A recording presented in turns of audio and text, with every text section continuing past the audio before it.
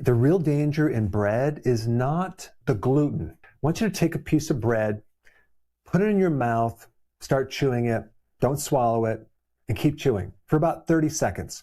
What you're going to notice is all of a sudden it's going to start tasting sweet. And it's not a coincidence. Your body is releasing an enzyme that's breaking down the starch into sugar. And this is the part of bread that almost no one talks about. Bread is mostly starch. Now, what is starch?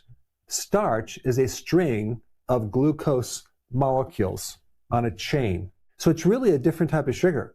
And all you have to do is break down this chain, and it's going to turn into sugar very fast. Even though on the label, it'll say 0 grams of sugar. So it's hidden sugar. And also, wheat is in almost everything people eat. It's in the morning toast. It's in the lunch wraps. It's in the pasta dinner. It's in the crackers people snack on. It's in the cereals that the kids are eating. It's on that pizza that you had on Friday. The so-called healthy granola bars have wheat in them.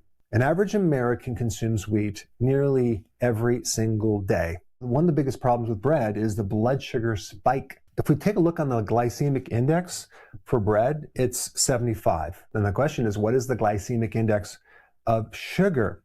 75. It's virtually the same. And the glycemic index is how fast that carbohydrate spikes the blood sugar. And on some charts, bread is actually even higher than sugar. So in other words, depending on what chart you're using, when you eat bread, it can actually create more of a blood sugar spike than actual sugar. Yet everyone else is focused on this gluten thing right here. That's the biggest focus. And so then that brings up gluten-free products, right? I see this all the time. Like, that's going to be a lot healthier. Well, what are they replacing the wheat with? Potato starch, which is just as bad as wheat starch, rice flour, tapioca starch, corn starch. All of these are industrial starches, these right here. Okay, it's going to create the same effect, but without the gluten. Let me just talk about gluten for a minute, because gluten is the protein in wheat, and humans have a hard time digesting it. A very small percentage of the population has a problem with gluten, but for some people it can be very devastating, but it's a small percentage. It's not the majority. I would say 90% of the population is not going to have as much of a problem with gluten as they are with the starch in the wheat products. And so it's not just bread, it's the pasta, the cereal, the cracker, the biscuits, the waffle, the pancake, etc. These are metabolic explosions for blood sugar. But not just that, it affects the LDL. Now, there's two types of LDL cholesterol. You have the type of LDL cholesterol that has larger particles that don't create problems for most people. And then you also have the small, dense particle size LDL that can invade the arteries. When you consume bread, pasta, cereal, crackers, and other types of starches, you're going to generate more of the smaller, dense LDL particles, which is going to create problems for the inside of your arteries. And because people consume so much of this stuff, you're going to generate so much blood sugar, it's going to start creating a fatty liver and also create something called glycation. What does that mean?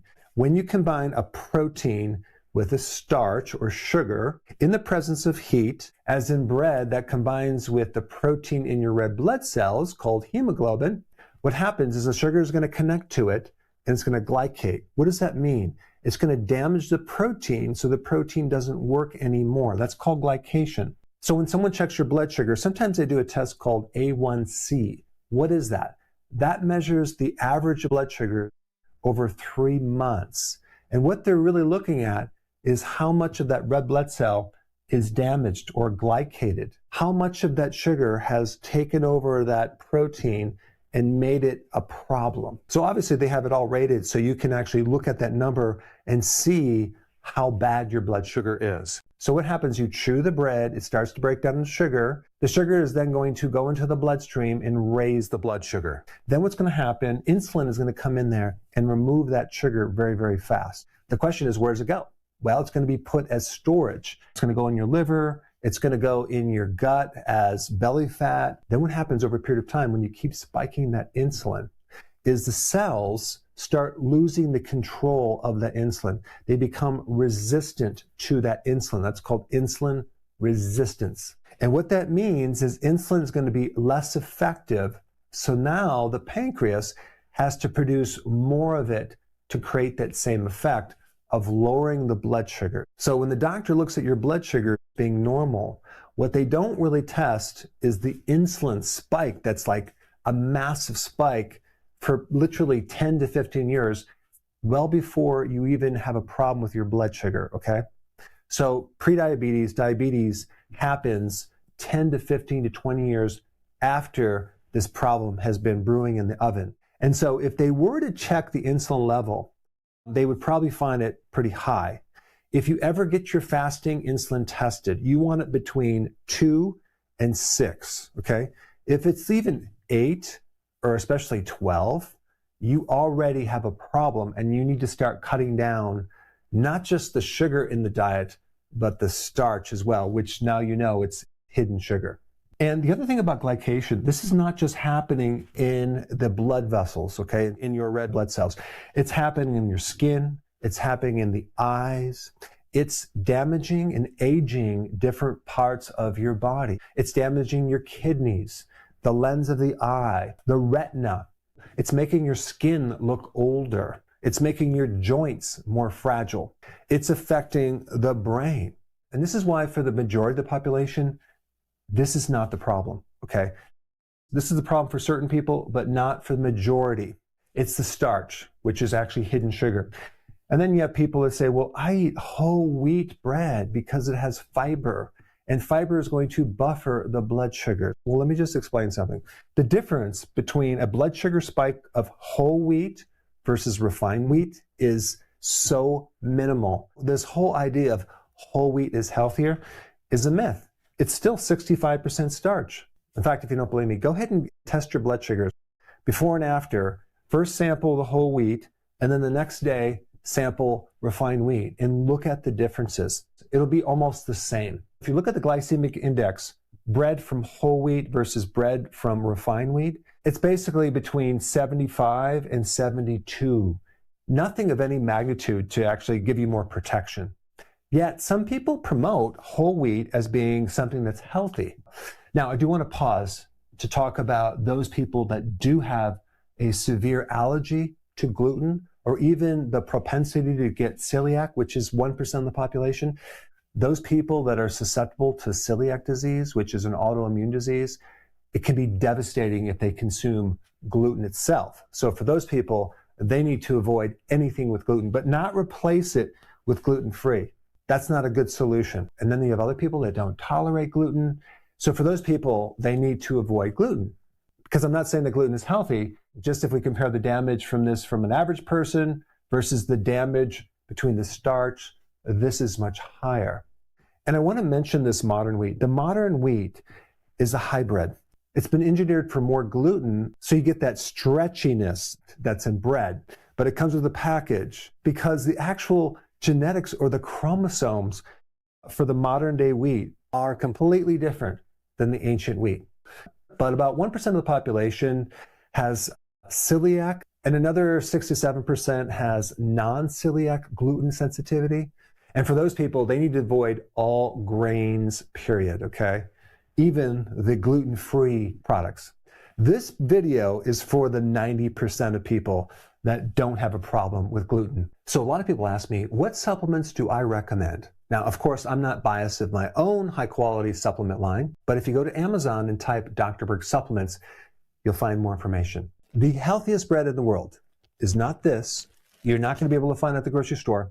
I'm actually going to show you how to make it. I did a version of this video years ago, and I think I got like 9 million views. This recipe is 5 ingredients, so much easier. You are going to love it. And it's not hard to make. It's actually quite easy, but it's also the way you put these ingredients together that gives it the X factor. I know I've been very guilty of telling you what you can't eat. So in this video, I'm going to tell you what you can eat, okay? I just want to cover a misconception about whole wheat bread versus white bread. and then I'm going to dive right into the recipe. So many people have this idea that whole wheat bread is healthy for them. This is not true at all. I'm going to go through this really quick, and then we're going to dive right into the recipe. There was a meta-analysis of 13 different studies, and they found the average glycemic index for whole wheat bread was identical to white bread. That means both of these will spike the blood sugar exactly the same. I mean, it's pretty wild because if you look at the glycemic index, both of them are 71. Table sugar is 65, and whole wheat bread is higher than that. And I found in another study comparing these two that certain types of whole wheat bread will spike your blood sugar even more than white bread. Now, I'm not recommending white bread. I'm just telling you that there's not a big difference as far as your blood sugar. But there's more problems with whole wheat bread.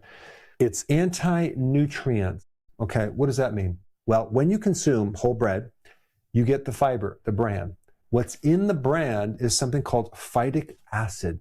Phytic acid binds with minerals like iron, zinc, calcium, magnesium, blocking them from going into your body. So here you are thinking you're getting this nutrient-dense product, but in fact, you're getting something that has anti-nutrients, okay?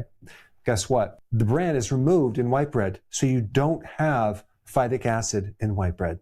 So a lot of people ask me, what supplements do I recommend? Now, of course, I'm not biased of my own high-quality supplement line, but if you go to Amazon and type Dr. Berg supplements, you'll find more information. And then there's another compound in whole wheat bread. I don't even want to get into the woods with this.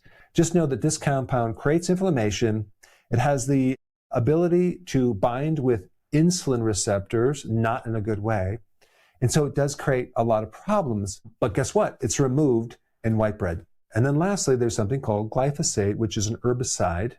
And this is in Roundup Ready. In fact, if you did a comparison with other GMO products, okay, with the amount of glyphosate on it, well, wheat has, I think, up to 3 times more because they spray it to dry the wheat. Glyphosate acts as an antibiotic. It can actually affect your microbiome. It creates a lot of issues because it's an herbicide. I've done videos on it. And guess what? There's a lot less glyphosate in white bread. Now, am I saying start consuming white bread? No, I'm not saying that. I'm saying you can put both of these products in the same boat. I would avoid them. Instead, I would make this recipe that I'm about to show you. There's 5 ingredients. It's low in the glycemic index. It's not going to spike your blood sugar. It does not have anti-nutrients. It does not have this compound. It doesn't have that compound. And it's something that once you find out how easy it is to make and how delicious it is, you're going to be making it on a regular basis. So let's dive into it right now and show you how to make it. In this recipe, you're going to learn a key technique that separates good low-carb bread from amazing low-carb bread. Number 1, preheat the oven to 350 degrees Fahrenheit. Step 2, in a large bowl, mix together the almond flour, the psyllium husk powder, the baking powder, and the salt. Step 3, separate your eggs, okay? Put the eggs in a clean, dry bowl, and this step is critical. Do not skip it. Number 4, beat the egg whites with a hand mixture until you get stiff peaks. This is the secret to that light, fluffy, airy bread because it traps the air and it gives the bread structure and lift. Step 5, in a separate bowl, mix the egg yolks and melt the butter together. Step 6, add the egg yolk mixture to the dry ingredients and stir till they're completely combined. At this point, it's going to be very, very thick. That's normal. Step 7, now you're going to gently fold the whipped egg whites. Do this in 3 additions. But be gentle, you want to keep as much air in this as possible. Step 8, line a standard loaf pan with parchment paper. Put the dough into the lined loaf pan and put it in the oven. Step 9, bake for 30 to 35 minutes. And step 10, and this one's really important, let the bread cool completely in the pan before slicing. Give it at least 30 minutes to cool down. Then you cut a piece of bread, add the butter to it, and consume it with your meal. So a lot of people ask me, what supplements do I recommend? Now, of course, I'm not biased of my own high-quality supplement line, but if you go to Amazon and type Dr. Berg supplements, you'll find more information.